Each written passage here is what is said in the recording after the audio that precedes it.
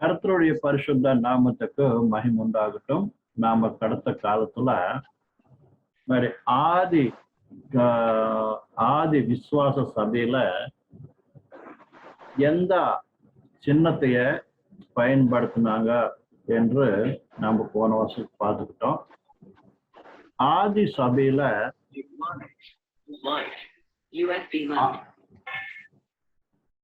ஆதி சபையில அவங்க விசுவாசத்துக்காக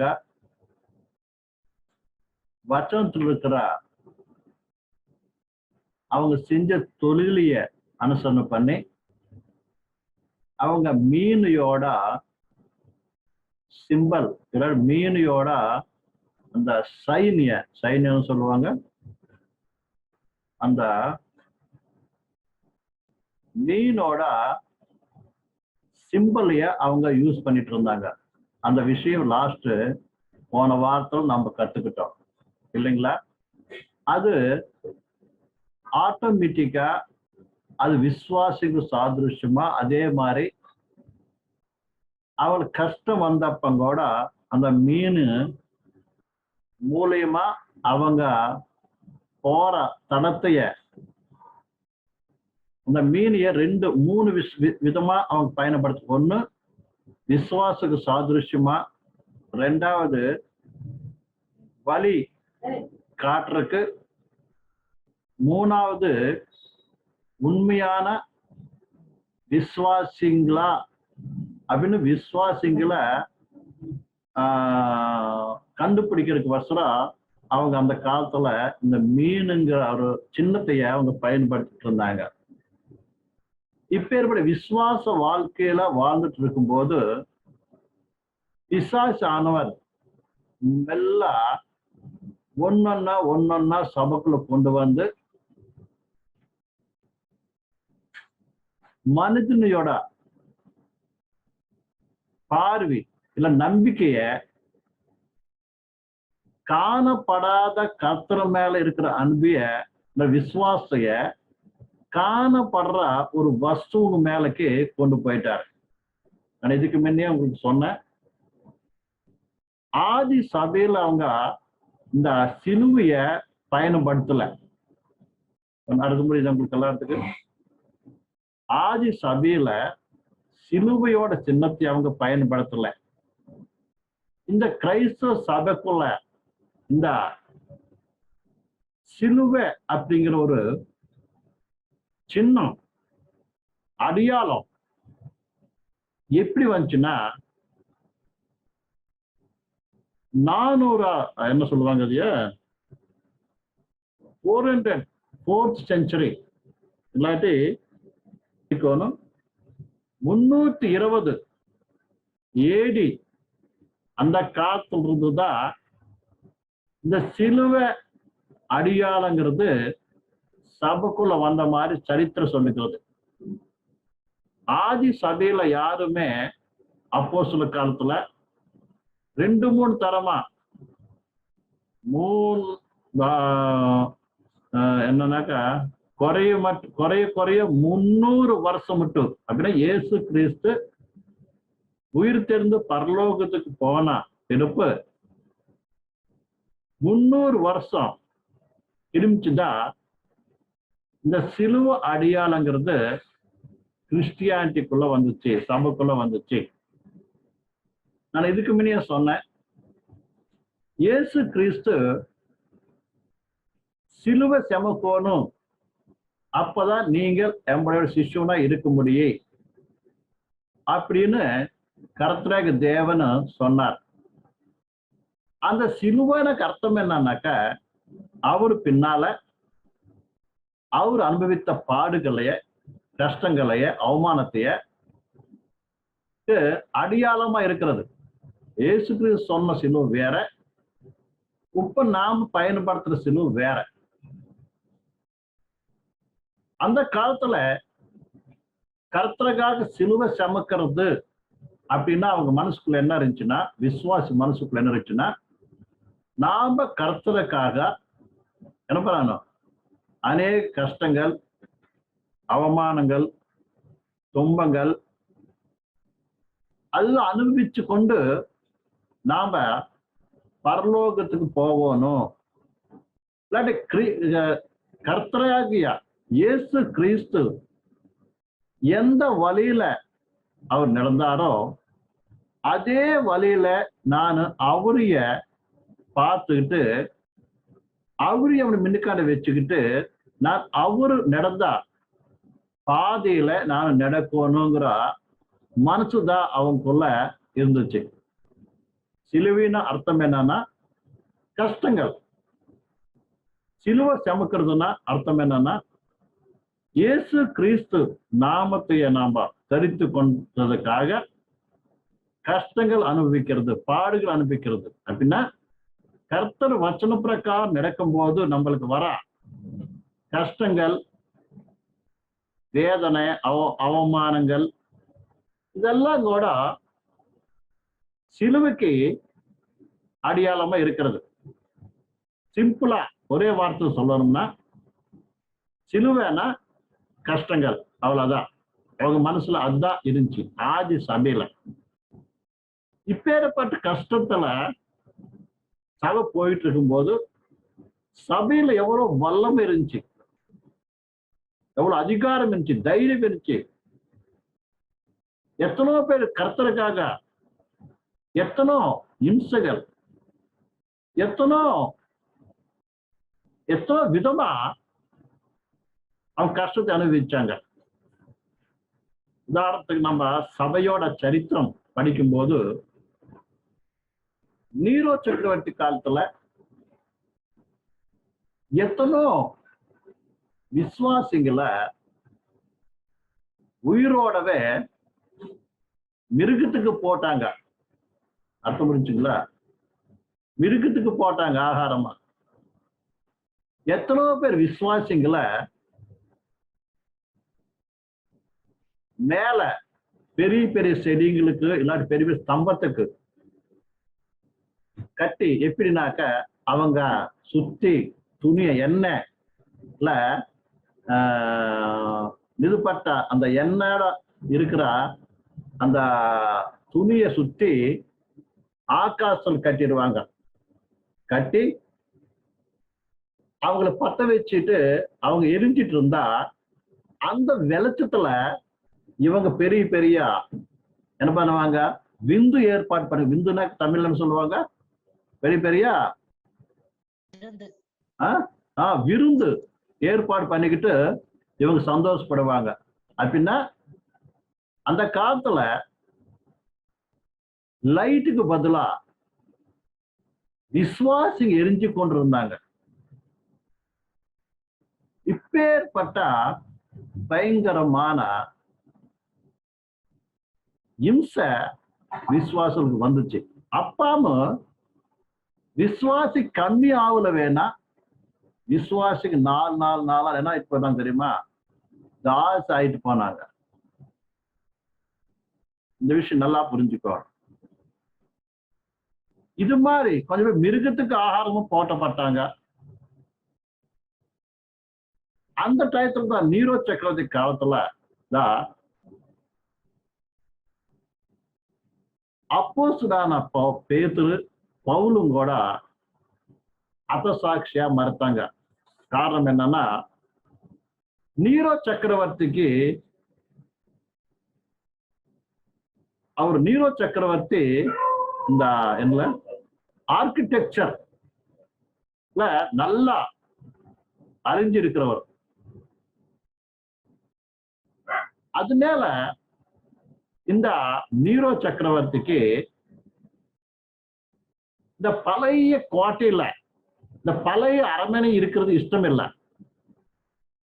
அது மேல புது கோட்டை கட்டணும் அப்படின்னு ஒரு ஆசையோட இவரு நினைச்ச மாதிரி ஒரு புது டீச்சரோட புது ஆர்கிடெக்சரோட பெரிய அரண்மனை கட்டணும்னு ஒரு ஆசையோட என்ன பண்ணாருன்னா ஒருத்தருக்கு தெரியாம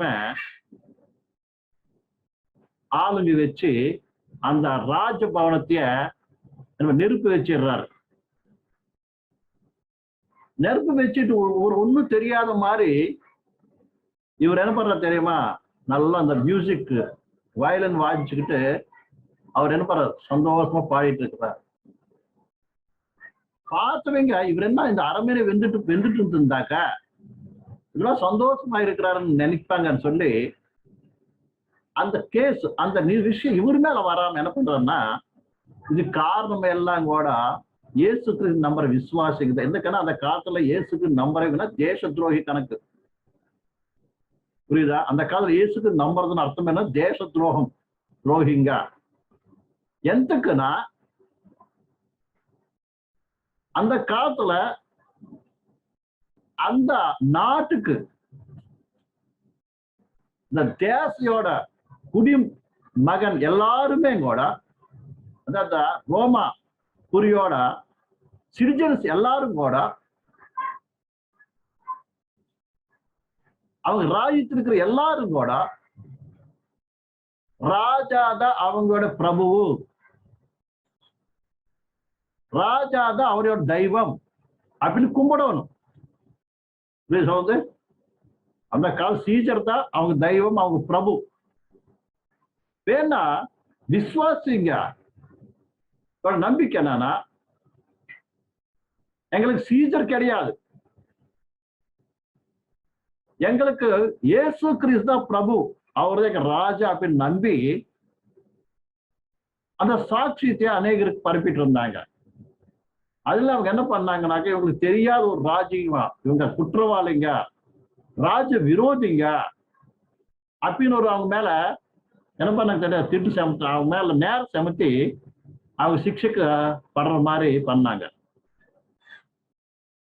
அதனால இவர் என்ன பண்ணான்னாக்க இந்த இயேசுக்கு நம்பின விசுவாசிக்கு தான் இந்த கோட்டைய இந்த அரண்மனைய தீ பத்த வச்சுட்டாங்க. இதுல அவங்க தேச துரோகிங்க அப்படின்னு சொல்லி இந்த இந்த இவர் செஞ்சதைய அவங்க மேல போட்டுட்டாரு.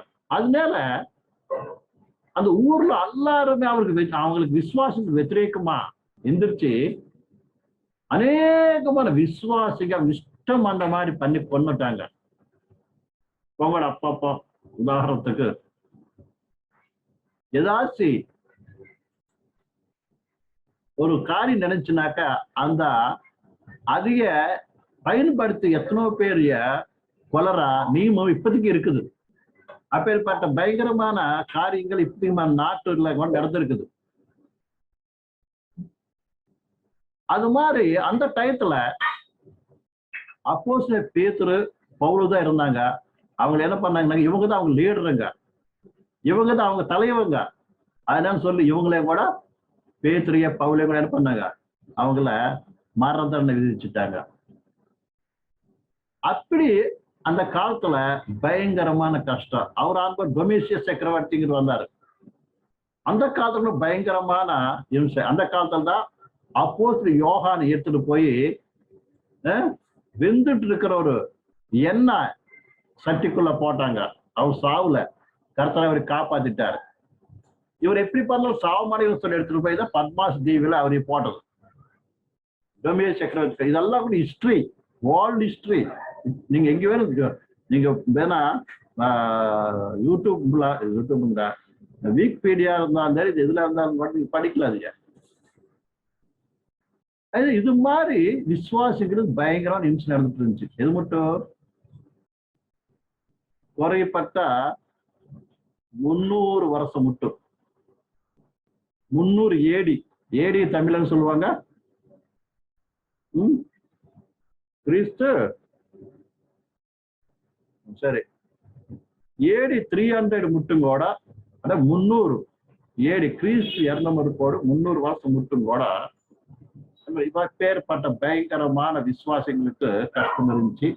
விசுவாசிங்களோட பயங்கரமான இந்த கஷ்டத்தை அனுபவிச்சுட்டு வந்தாங்க. வேணா அவங்களுக்கு எப்பேற்பட்ட வல்லமையோட இருந்துச்சுன்னா அவ்வளவு விசுவாசம் வல்லமையோட நிறைஞ்சிருந்தாங்க. 300 ஆண்டு அனுபவத்தோடு கான்ஸ்டன்டின் சக்கரவர்த்தி கான்ஸ்டன்டின்ங்கிறவர் என்ன பண்ணுவார் தெரியுமா? ராஜா ஆனார். அந்த ராஜா ஆனப்போ அவருக்கும் இன்னொருத்தருக்கான சண்டை நடக்குது அந்த சிம்மாசனத்துக்காக. சிம்மாசன சண்டை நடக்கும்போது இவர் தோல்வி அடைகிறார்.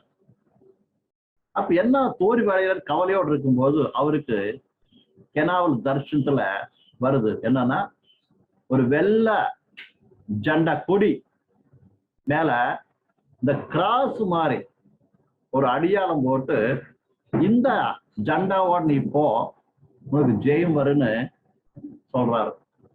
அப்படி கெனாவல் வருது. அப்ப இவர் நினைச்சு எந்திரிச்சு அவங்க யாரு சொல்றாங்க, அவங்க படைக்கு, இவங்க படைக்கு எல்லாத்துக்கும் கூட அந்த வெள்ளை கொடிய கிராஸ் போட்டா அந்த கொடியை கொடுத்து யுத்தத்துக்கு போகும்போது அவருக்கு வெற்றி வந்துருது. அப்ப இவர் ஆராய்ச்சி பண்றாரு, இந்த கிராஸ் எங்க சம்பந்திச்சது அப்படின்னு பண்ணும்போது, இது வந்து இயேசு கிறிஸ்து சிசுவருக்கு கருத்துல இயேசு கிறிஸ்து யாரு நம்புறாங்களோ அந்த இயேசுக்கு சம்பந்தப்பட்டதுதான் இந்த சிலுவை. அது அறியும் போது இவரும் இயேசு கிறிஸ்து நம்புறாரு. நம்பி விசுவாசி ஆகிறார். அப்ப இருந்து விசுவாசிக்கு எவ்வளோ நன்மை பண்றது ஆரம்பிச்சுட்டார். விசுவாசிங்களுக்கு அன்பா பேசுறது, அதே மாதிரி அவர் ராஜ்யத்தியல விசுவாசிங்க எப்பேற்பட்ட யாருமே அவங்கள கை தொடக்கூடாது, யாருமே அவங்க கஷ்டம் வைக்க கூடாது அப்படிங்கிறதால சட்டத்தை அவர் கொண்டு வந்து, அதே மாதிரி கிறிஸ்டியானிட்டிய அவரோட மதமா அவர் ராஜ்யத்துல அனௌன்ஸ்மெண்ட் பண்ணிட்டார். அதே இல்லாம கிறிஸ்டியன்ஸ் எவ்வளவு உண்மையுள்ளவர் இருக்கிறாங்கன்னு சொல்லி அவங்க ராஜ்யத்துல நல்ல நல்ல உத்தியோகம் கொடுக்கறது, அதே மாதிரி அவரு பட்டாளத்துல கூட அவரு பட்டாளத்துல கூட சேர்த்துக்கிட்டு இது மாதிரி எல்லாமே விசுவாசிகளுக்காக அவர் என்ன பண்றாரு தெரியுமா, எல்லாம் நன்மை பண்ற கொடுத்தாரு. நல்ல உத்தியோகம் கொடுக்கறது, எல்லாம் செல்வாக்கு நல்லா கொடுக்குறாரு. இப்படி கொடுக்கும்போது என்னாச்சுன்னா எத்தனையோ பேர் என்ன பண்ணாங்க தெரியுமா, அந்நி ஜனங்கள் எல்லாரும் கூட நாம கூட விசுவாசி ஆயிட்டோம்னு சொல்லி என்ன பண்ணாங்கன்னா அநேகர் கர்த்தரை நம்பருக்கு மின்காட்ட வந்துட்டாங்க. எதுனால வந்ததுனாக்க உண்மையான கர்த்தருக்கு மனசு கொடுத்து கிடையாது. விசுவாசிக்கானாக்க நம்மளுக்கு நல்ல செல்வாக்கு கிடைக்கி அப்படின்ற ஆலோசனையோட அநேகர் என்ன பண்ணாங்கன்னாக்கா நானும் விசுவசிக்கிறேன் அப்படின்னு சொல்லி மறந்துடும் சொல்லி ஞானஸ்தானம் எடுத்து கிறிஸ்டியன் ஆயிட்டாங்க.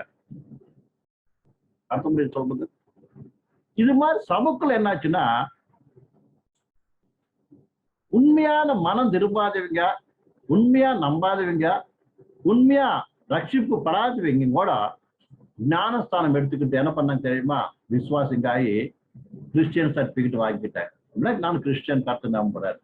எதனால்னா விசுவாசி ராஜாவே விசுவாசி ஆயிட்டாரு, கிறிஸ்டியானிட்டி ஆக்செப்ட் பண்ணிட்டாரு, எல்லா செல்வாக்கு கிறிஸ்டியன்ஸ் கொடுக்குறாரு, நாங்க கூட என்ன பண்ண கிறிஸ்டியன்ஸ் ஆகிறோம்னு சொல்லி என்ன பண்ணாங்க ஆவறதுனால சபைக்குள்ள கல்டி கிறிஸ்டியன்ஸ் வந்துட்டாங்க. கல்ட்டினா மனம் திரும்பாத விசுவாசிங்க. இன்னைக்கு கூட எத்தனை பேர் நம்ம சபைக்குள்ள உண்மையா மனம் திரும்பாத விசுவாசிங்க இருக்கிறாங்க. இந்த மனம் திரும்பாத விசுவாசிங்களோட நிலம் என்னன்னா எப்பவும் கர்த்தர் ஏதாச்சும் நன்மை பண்ணுவாரு, கர்த்தர்கிட்ட இருந்து ஏதோ நாம வாங்கணும், ஏதோ ஆசீர்வாதம் வேணும் அப்படின்னு ஒரு எண்ணத்தோட வர்றாங்க பாரு. இதெல்லாம் கூட டூப்ளிகேட். உண்மையான மனம் திரும்பாத கிறிஸ்டியன்ஸ். உண்மையான விசுவாசி யாருன்னா உண்மையா கர்த்தரையோட அன்பு, அவரு அவங்களுக்காக பண்ண அந்த தியாகம், அவருக்காக அவரு பாவ மன்னிப்போட விஷயத்தைய ஊரும் அறிஞ்சு பாவத்தை ஒத்துக்கிட்டு நான் பரலோகத்துக்கு போவோன்னு உண்மையான மனம் திரும்பினவங்க, மண் கணக்கு திறக்கப்பட்டவங்க கர்த்தர் எனக்கு என்ன கொடுத்தாலும் கொடுக்காரு பரவாயில்ல, பரலோகம் வேணும், அதுக்காக எவ்வளவு கஷ்டம் வேணும் வந்தாலும் சரி, எவ்வளவு துன்பம் வந்தாலும் சரி அப்படின்னு கர்த்தருக்காக நடக்கிறவங்க தான் உண்மையான விசுவாசிங்க. யாரைட்டு சின்ன கஷ்டம் வந்தாவே மனசுக்குள்ள ஏதோ நினைச்சுக்கிட்டு என்ன கஷ்டம், இந்த கஷ்டம் எல்லாம் வந்துச்சு நம்மளுக்கு கர்த்தர் வேணும் ஒண்ணு வேணும்னு நினைக்கிறவங்க உண்மையான விசுவாசி கிடையாது. அதாவது நம்ம விசுவாசிங்க ஊழியக்காரா இருந்தாலும் சரி என்ன பண்ணணும்னாக்கா, யார் உண்மையான விசுவாசம் நல்லா அறியணும், அவங்களுக்கு சரியான உபதேசம் கூட கொடுக்கணும், அப்பதான் அவங்களுக்கு புரியும். இது மாதிரி எத்தனையோ பேர் மனம் திரும்பாத விசுவாசி உள்ளுக்கு வந்துட்டாங்க. அப்பாமு மணிக்கொரேனா அப்ப நிலைமையில இந்த காசல் சக்கரவர்த்தி என்ன பண்றாருன்னா, இந்த சிலுவைங்கிற ஒரு சின்னத்தைய பயன்படுறது ஆரம்பிச்சார். அதுவும் இல்லாம இதனால சிலுவை மூலம் விஜயம் வந்துச்சு. அதனால அவர் எங்க பார்த்தாலும் அவர் ராஜ்யத்துல எங்க சிலுவை வைக்கிறது ஆரம்பிச்சுட்டார். இதுக்கு ஆல்ரெடி முன்ன விக்கிரகம் வச்சு அவங்களுக்கு விக்கிரகம் வச்சு அவரோட பழக்கம் இருக்கிறதுனால இந்த சிலுவையோட விக்கிரகம் வைக்கிறது ஆரம்பமாயிருச்சு. அதுவும் இல்லாம இந்த காஸ்டின் சக்கரவர்த்தியோட அம்மா, அவங்க பேர் என்ன, எலினா ஆஃப் கான்ஸ்டன்டினோப்பிள். எலினா கூட விசுவாசி. எப்பயிட்டு அவன் மகன் ராஜா ஆனப்போ இந்த எலினா என்ன பண்ணுச்சுன்னா, இயேசு கிறிஸ்து பிறந்த இடத்தைய, இயேசு கிறிஸ்து சந்தரிச்சா அந்த இடத்தைய போய் பார்க்கணும், அவர் எங்கெங்க போறாரோ என்னென்ன பண்ணாரோ அப்படின்னு பார்க்கறதுக்காக பிரயாணம் கட்டி இயேசு கிறிஸ்து எங்கெங்க இருந்தாரோ, எங்க பிறந்தாரோ, எங்க வளர்ந்தாரோ, எங்க சிலுவை எல்லாம் கூட அவரு யாத்திரை பண்ணிட்டு வராரு. யாத்திரை பண்றது இல்லாம எல்லா இடத்தையும் பார்த்துட்டு இந்த இடம்னு பார்த்துட்டு வராங்க. அந்த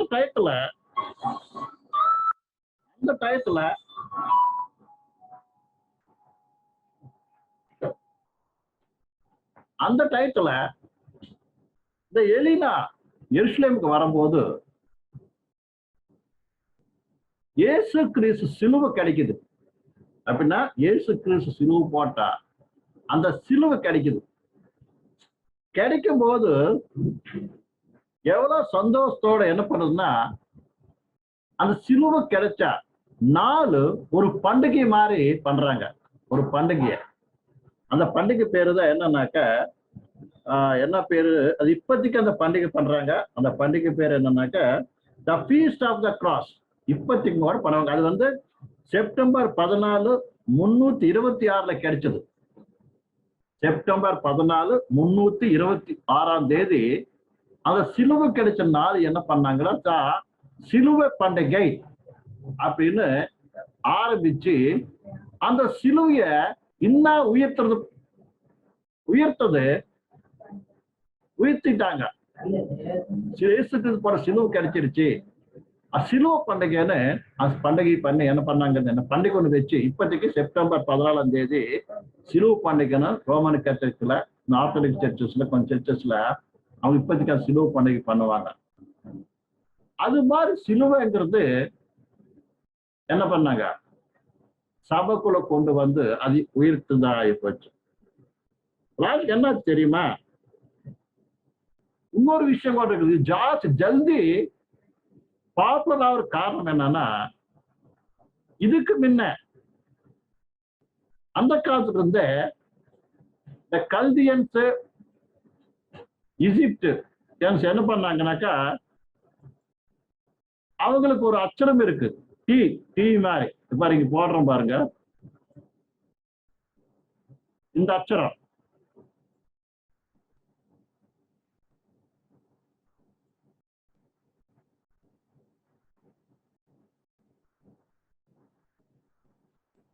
இந்த டீ அச்சரம் மாதிரி அவங்க அச்சரம் ஒண்ணு இருக்குது.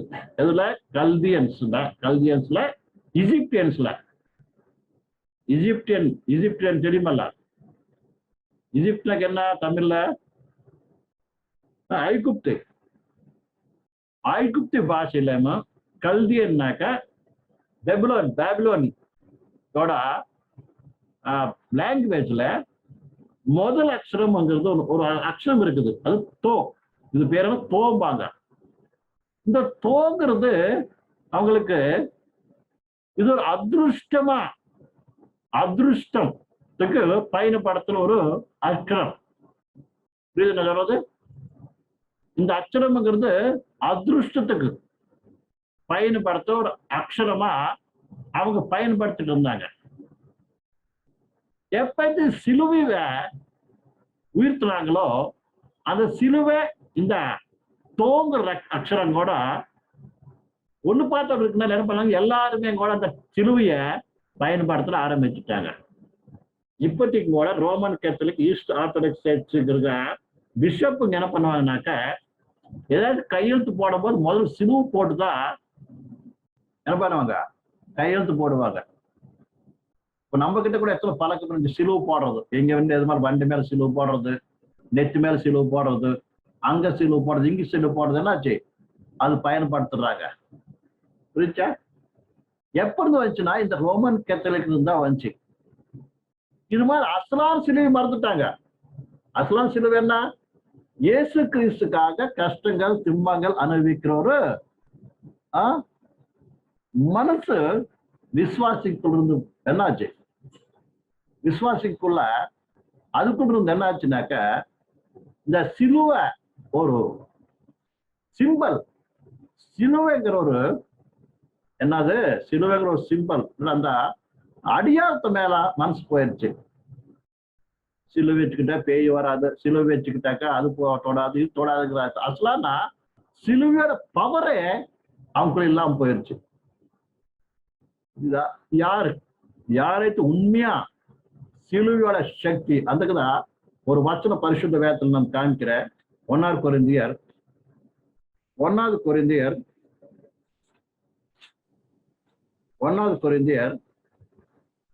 1 அதிகாரம் 18வது வசனம் வாசிங்க. சிலுவையை பற்றி உபதேசம் கெட்டு போகிறவர்களுக்கு பைத்தியமாய் இருக்கிறது. ரட்சிக்கப்படுகிற நம்மளுக்கு அது தேவ பலனாய் இருக்கிறது. பாருங்க, சிலுவையோட உபதேசம், சிலுவை பத்த ஒரு உபதேசம் இருக்கிறது. அந்த உபதேசத்தைய விட்டடிச்சுட்டாங்க. ஆதி சபைக்குள்ள சிலுவை பத்த உபதேசம் இருந்துச்சு. இயேசு கிறிஸ்து எதுக்காக சிலுவை பட்டாரு, எந்தக்கு சிலுவை சுமந்தாரு, எந்தக்கு சிலுவை சகித்தாரு, எதுலாம் சிலுவை மேல மரணித்தாரு அப்படிங்கிற ஒரு உபதேசம் இருந்துச்சு. அது இருக்கிற வல்லமை அவங்க நிறைஞ்சிருந்தாங்க. அதனால அவங்க எதுக்குமே பயப்படல. ஆவிக்குரிய உலகத்துல இருக்கிற பிசாசிங்களுக்கு தந்திரத்துக்கு பயப்படல. அழக உலகத்துல இருக்கிற ராஜாக்களுக்கு, அதிபதிகளுக்கு, அதிகாரிக்கு கூட அவங்க என்ன பண்ண பயப்படாம தைரியமா உயிரும் கூட கொடுக்கறதுக்காக அவங்க என்ன பண்ணாங்க, முன்னேறி போனாங்க. சுவிசேஷத்தைய வல்லமையோட அவங்க என்ன பண்ணாங்க, பிரச்சனை பண்ணாங்க. வேற எப்ப இந்த கான்ஸ்டன்ட் சக்கரவர்த்தி வந்தாரோ ஒன்னொன்னா சபைக்குள்ள என்ன தெரியுமா, ஆவிக்குரிய பலமுகிறது போய் எல்லா சரீர சம்பந்தமா கண்ணுக்கு தெரிகிற ஒரு அடியாரத்தோட ஆராதனை பண்றது ஆரம்பமாயிருச்சு. ஆவிக்குரிய ஆராதனை சரீருக்குரிய ஆராதனை ஆயிருச்சு.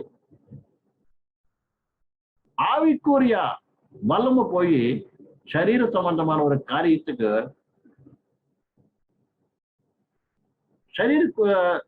சரீர சம்பந்தமான ஒரு காரியத்துக்கு என்ன பண்ணாங்க,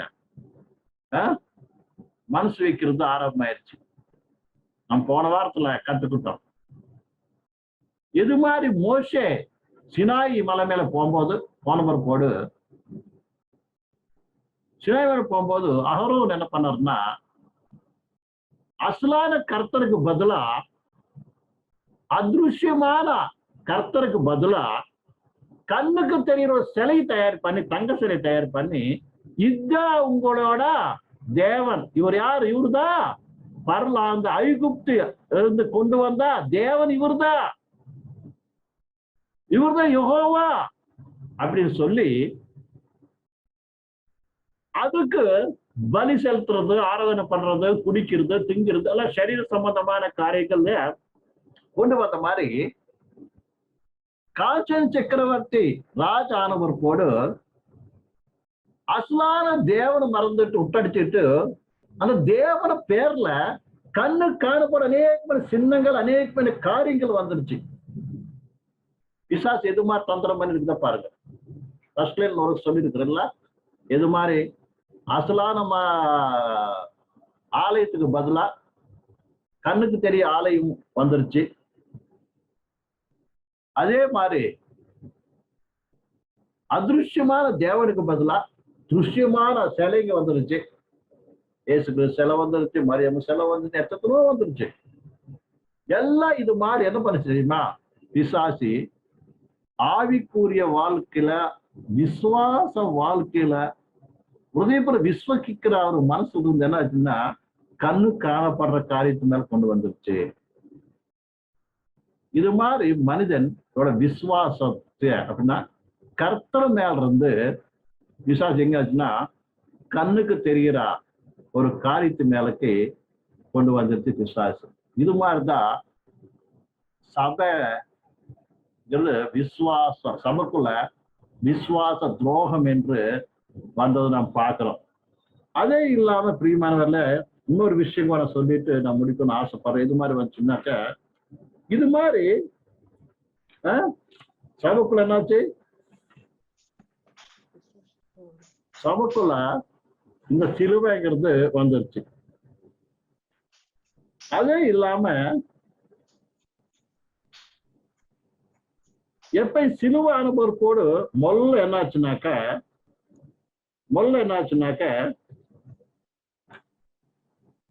இந்த சிலுவை ஒண்ணு இல்லாம இன்னும் கொஞ்சம் விஷயம் சபைக்குள்ள வந்துச்சு. அந்த விஷயம் கூட உங்களுக்கு சொல்லிட்டு நான் முடிக்கிறேன். அதுக்கு பின்னால் நம்ம வசனத்துக்கு நெக்ஸ்ட் வீக் வந்து நம்ம வாக்கியத்துக்கு நம்ம போகலாம். இந்த சிலுவை பத்தி கொஞ்சம் விஷயம் நம்ம சொல்ல நினைக்கிறேன். இப்படி ஆனப்போ என்னாச்சுன்னா மெல்ல மெல்ல மெல்ல மெல்ல என்னாச்சுன்னா முதல்ல சிலுவை ஆனப்போடு அதுக்குள்ள என்ன வந்துச்சுனாக்கா முதல்ல நம்ம எல்லாரும் கூட செத்து போனா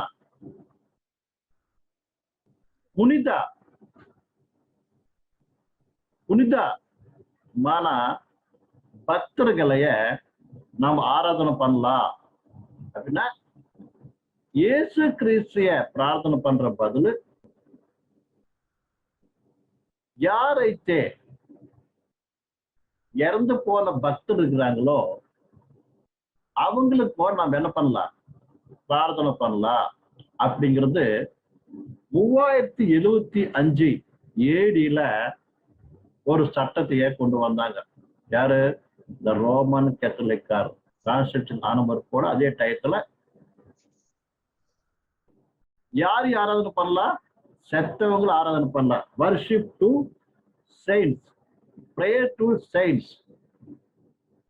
இப்ப நம்மளுக்கு நம்ம பார்க்க இந்த நம்ம பேர் கேட்டிருக்கல, எங்க வேணாலும் saint Peter, saint George, saint Xavier, saint Peter, Paul, saint Teresa. இப்போ மதர் தெரீசாங்கூட ஒரு செயின்ட். செயின்ட்னா அர்த்தம் என்னன்னா பரிசுத்தமானவங்க, பரிசுத்தம் அர்த்தம். யாரைத்து செயின்ட் அப்படிங்கிற ஒரு விருதுங்கிற தமிழ்ல சொல்லுவாங்க, டைட்டில். விருது என்ன சொல்லுவாங்க? டைட்டில் கொடுக்குறாங்க இல்லையா, விருது. இந்த செயின்ட்ங்கிற விருது யாருக்கேத்த வந்துச்சோ, யாருக்கேத்த இருக்குதோ அவங்க என்ன பண்ணுவாங்கன்னாக்கா நம்ம ஆட்டோமேட்டிக் நம்ம டைரக்டா இயேசுக்கு பிரார்த்தனை பண்ற பதில் அவருக்கு பிரார்த்தனை பண்ணலாம். அவங்க போய் மரியம்முக்கு சொல்லுவாங்க, மரியம்மா போய் என்ன சொல்லுவாங்க? இயேசு கிறிஸ்து சொல்லி பிதாக்கிட்ட சொல்லுவாங்க. இப்படி ஒரு சிஸ்டமைய அவங்க கொண்டு வந்தாங்க. அர்த்தம் புரிஞ்சா?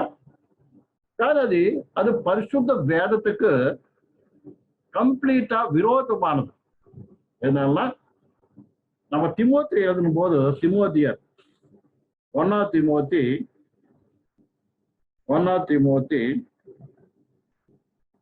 2:4 படிங்க. 2:5.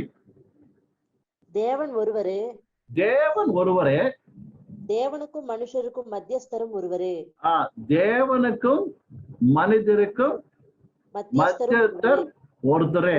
நெக்ஸ்ட், எல்லாரையும் மீட்டும் பொருளாக, அவர் யாரு? எல்லாரையும் மீட்டும் பொருளாக தம்மை ஒப்பு கொடுத்த மனுஷனாகிய கிறிஸ்து இயேசு அவரே. மனுஷராகி இயேசு கிறிஸ்து ஒருத்தரே. அந்த மத்தியவர்த்தி யாரு? கர்த்தராக இயேசு கிறிஸ்து. தேவன் ஒருத்தரே, தேவனுக்கும் மனிதருக்கும் மத்தியவர்த்தி யாரு? ஒருத்தரே. அவர் யாரு? இயேசு கிறிஸ்துங்க ஒரு மனிதன். இயேசு கிறிஸ்துங்கிற மனிதன் மூலியமாக நம்ம யாரும் தகப்பட்டு போவோம். அவர் ஒருத்தர் தான். இந்த மத்தியில யாரும் மத்தியவர்த்தி இல்லை. வேணா கேத்தலிக்ல என்ன கொண்டு வந்தாங்கன்னா, அதான பொறுப்போடு அது ஒண்ணும் இல்லை. அப்ப 375 அவங்களுக்கு ஜெபம் பண்ணணும், புனிதமானங்களுக்கு ஜெபம் பண்ணணுங்கிற ஒரு நிதி கொண்டு வந்துச்சாங்க. அதே இல்லாம பெண்ண இருக்குதுன்னா, இப்ப நம்ம எத்தனோ புனிதமானங்கள் இருக்கிறாங்க. சைடு பீட்டர், தெரித்தா, அவங்க எல்லாம் இருக்கிறாங்கல்ல. யாருக்கு வேணும் அவங்க பிரார்த்தனை பண்ணலாம். அவங்க போய் என்ன பண்ணி இயேசுக்கு சொல்றதோ இல்லை மரியமுக்கு சொல்றதோ அங்கிருந்து போறது. இப்பங்கூட ஏதோ தப்பு பண்ணிட்டா ஃபாதர் கிட்ட போய், ஃபாதர் நான் இந்த தப்பு பண்ணிட்டேன், எனக்காக ஜெபம் பண்ணுங்கன்னு சொன்னா, அந்த ஃபாதர் என்ன பண்ணுவாரு? அவருக்கு ஜெபம் பண்ணுவார். கர்த்தாவே, நான் கர்த்தாவுக்கு பண்ணுவார், இல்லை மரியமுக்கு பண்ணுவார். ஏன் மன்னிச்சிருங்க உங்க செஞ்ச பாவத்துங்க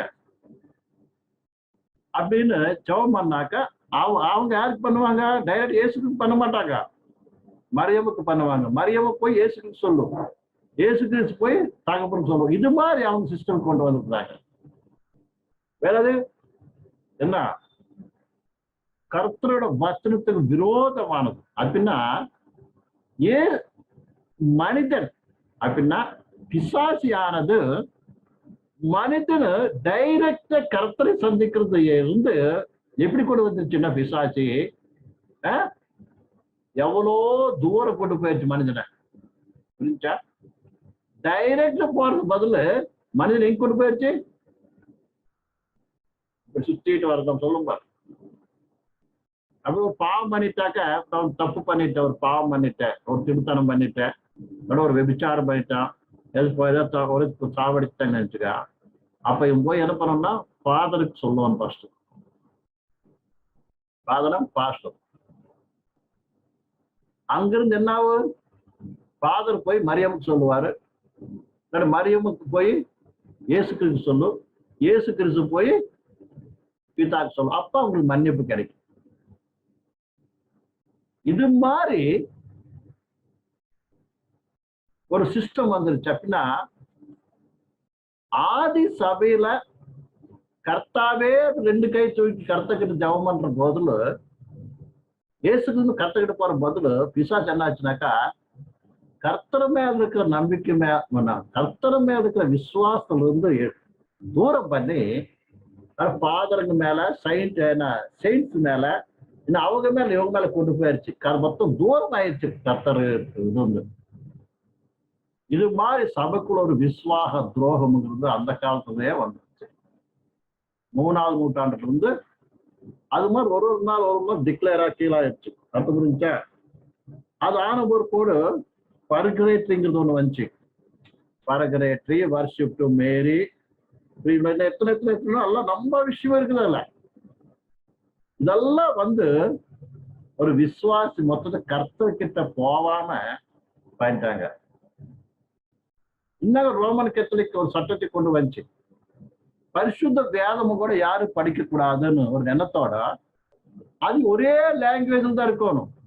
பரிசுத்த வேதம் ஒரே லாங்குவேஜ்ல தான் இருக்கணும். அது என்னன்னா லாட்டின் லாங்குவேஜ். ஃபர்ஸ்ட் எப்ரூ, கிரீக் மொழியில இருந்தா, ஆரம்பிக், கிரீக், எப்ரூ, அரபிக், கிரீக் மொழியில் இருந்தா இந்த பைபிளைய டிரான்ஸ்லேட் பண்ணி லாட்டின் மொழியில என்ன பண்ணுங்க எழுதி, அது கூட யாருமே படிக்கக்கூடாது. அது ஏன் அர்த்தம் பண்ணிச்சா? யாருமே அது என்ன பண்ணக்கூடாது, படிக்க கூடாது. Only pass. அது கூட பைபிள் கூட ரொம்ப பெருசா இருக்கு. யாரை கொண்டு போய் என்ன சொல்லி என்ன பண்ண